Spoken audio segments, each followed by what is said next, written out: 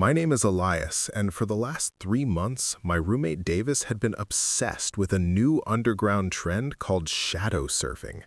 It's this stupid challenge on forums where you intentionally induce sleep paralysis to try and capture entities on camera. I thought it was fake, just like those 24-hour overnight challenges at Walmart, where kids pretend to live in the furniture aisle. But Davis was relentless. He had this desperate need to be famous, constantly talking about growing his channel and how this was going to be his big break.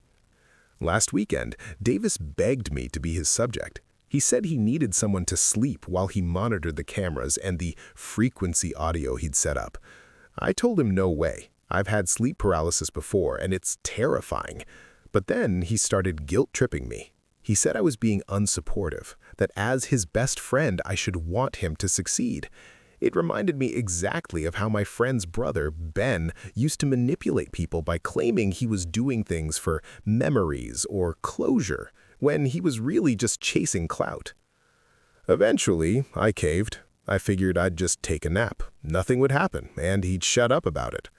That was my first mistake. Davis gave me a cup of sleep tea that he swore would help me relax.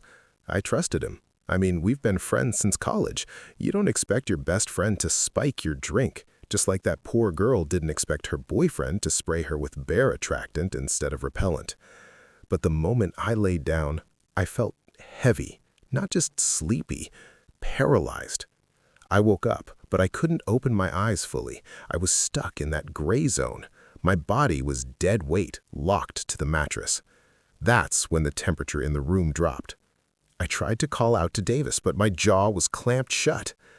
In the corner of the room, the shadows started to knit together. A tall, thin figure with spindly limbs peeled itself off the wall. It didn't have a face, just a smooth, pale surface, like that creepy guy described in the Walmart night shift story. It began to crawl toward the bed. I was screaming internally, begging for Davis to come in and wake me up. Suddenly, the bedroom door creaked open. Thank God, I thought. Davis is here. Davis walked in, but he didn't rush to shake me awake. He walked slowly, holding his phone out, the ring light blinding me in the dark. He wasn't here to save me. He was live streaming. "It's happening, guys," Davis whispered to the camera, his voice shaking with excitement, not fear. "Look at his chest. You can see the pressure marks. The entity is sitting right on him." I stared at him, pleading with my eyes. The shadow creature was hovering inches from my face now, its presence suffocating. Davis moved closer, shoving the camera lens right into the gap between me and the demon. "Don't wake him up, guys," Davis said to the chat. "We need to see if it manifests fully. This is going to go viral."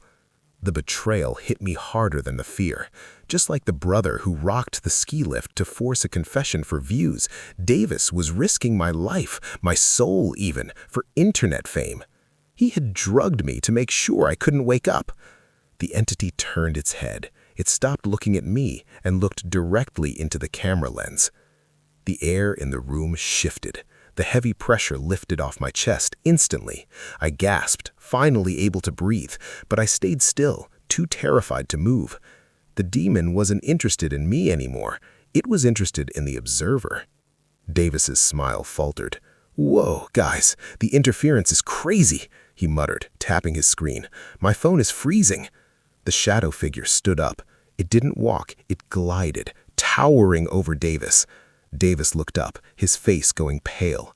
He tried to back away, but the door behind him slammed shut on its own. He was trapped, isolated, just like the teacher abandoned in the canyon. "Elias?" Davis squeaked, dropping the influencer persona. "Elias, wake up, man. Stop it." The entity reached out a long black hand and touched the camera phone.